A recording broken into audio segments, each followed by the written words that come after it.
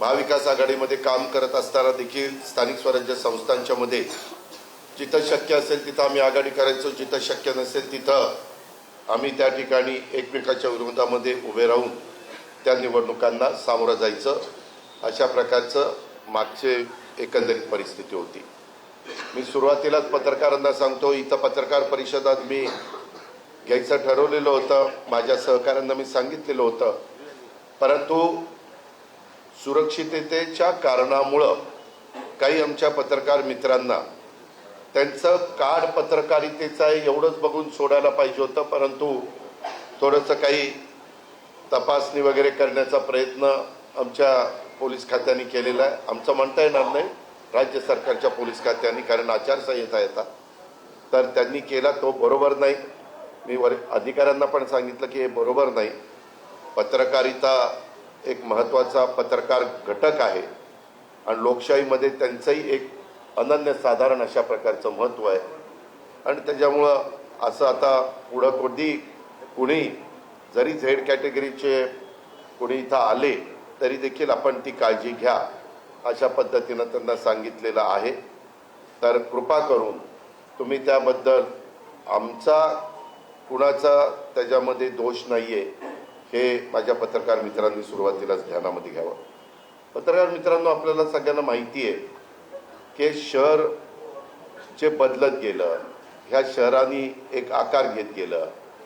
हे 1991ला ह्या शहराने मला खासदार केलं, त्यावेळेस ह्या शहराची माझी फार काही ओळख नव्हती, काही ठराविक कार्यकर्ते होते, परंतु तेव्हा एकसंघ काँग्रेस होती आणि काँग्रेसचे राजीव गांधींनी आणि आदरणीय पवार साहेबांनी मला उमेदवारी दिलेली होती आणि त्याच्यातून मला इथल्या अनेक लोकांनी आशीर्वाद दिले, काँग्रेसच्या सगळ्या नेते मंडळींनी आशीर्वाद दिले, तरुण सहकाऱ्यांनी मला मदत केली आणि मतदारांनी विश्वास टाकला आणि मला वाटतं त्यावेळेस इथं मला 35,000चं लीड मिळालं होतं।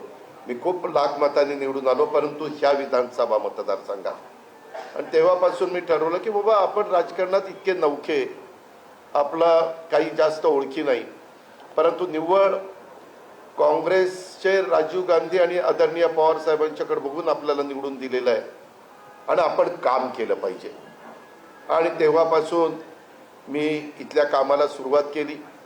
92ला निवडणुका आल्या, त्या पहिल्यांदा कॉर्पोरेशनच्या निवडणुकीला आम्ही सामोरं गेलो, त्यावेळेस रामकृष्ण मोरे इथं महत्त्वाची भूमिका बजावायचे, नानासाहेब नवले होते, माऊली लांडगे होते, अनंतराव थोपटेजी होते, मदन बापनाजी होते, कृष्णराव भेगडेजी होते, असे वेगवेगळे मान्यवर, तिरुमणी त्यावेळेस हे होते, अध्यक्ष होते, मला चांगलं आठवत आहे, आणि ते होते।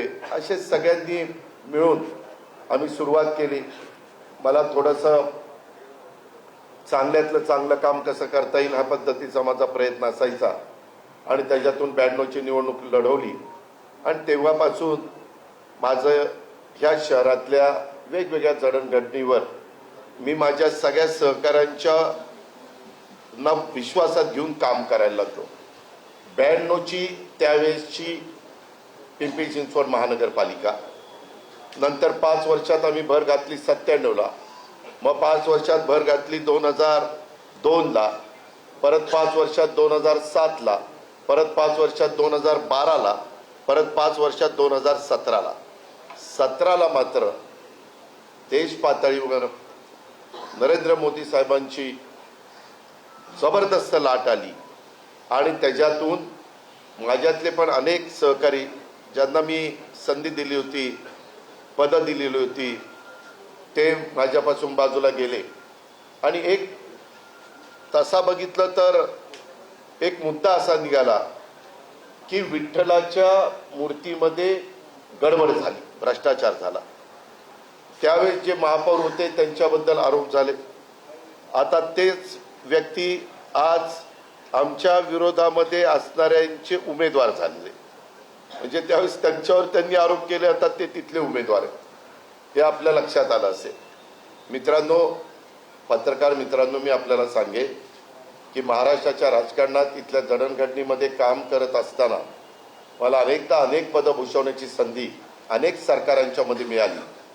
6 वेळेला मी उपमुख्यमंत्री झालो, पण शेवटी हे शहर कष्टकऱ्यांची नगरी, उद्योग नगरी, कामगार नगरी, छोटी छोटी गावं एकत्र येऊन झालेली नगरपालिका घारे साहेबांच्या वेळेस आणि नंतर झालेलं महानगरपालिकेतील रूपांतर, स्वर्गीय अण्णासाहेब मगरांनी त्याला दिलेली दिशा, स्वर्गीय यशवंतराव चव्हाण साहेबांनी या शहराला दिलेले आशीर्वाद, इथं आणलेली इंडस्ट्री आणि त्याच्यानंतरच्या काळात अनेक मान्यवरांनी, आदरणीय पवार साहेबांच्या सहित सगळ्यांनी, रामकृष्ण मोरे असतील, अशोकराव मोळे असतील, मी आता सगळ्यांची नावं घेत नाही, पण या सगळ्या मान्यवरांनी आपापल्या परीनं त्याला हातभार लावण्याचा प्रयत्न केला आणि आम्ही त्याच्यामध्ये खऱ्या अर्थाने इथले रस्ते असतील, इथले सबवे असतील, इथले फ्लायओव्हर असतील, इथले डबल फ्लायओव्हर असतील, इथले उद्यानं असतील, इथले पाण्याची व्यवस्था असेल, इथल्या ज्या ज्या काही मुलगी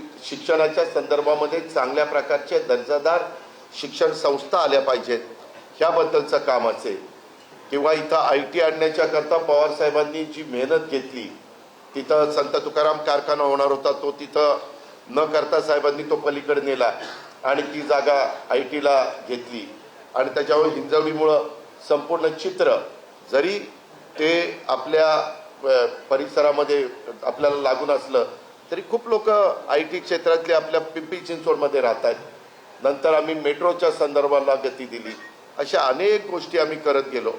परंतु पत्रकार मित्रांनो, मला तुमच्या मार्फत पिंपरी चिंचवडकरांना सांगायचं, पिंपरी चिंचवडकरांनो, आशिया खंडातली सगळ्यात श्रीमंत महानगरपालिका म्हणून ज्या पिंपरी चिंचवडची ओळख होती, एवढी विकासाची कामं करत असताना केंद्राच्या Jawaharlal Nehru national urban renewal mission मधनं, ज्याला शॉर्ट फॉर्म मध्ये JNNURM म्हटलं जायचं, करोड रुपयाचा पैसा आम्ही आणला.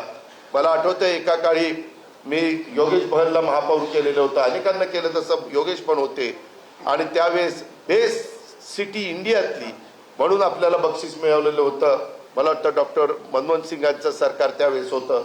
एवढं ह्या शहराचा नावलौकिक वाढून इथं ॲटो क्लस्टर असेल, इथं ॲटो हब असेल, इथं सायन्स पार्क असेल, अशा खूप काही गोष्टी आम्ही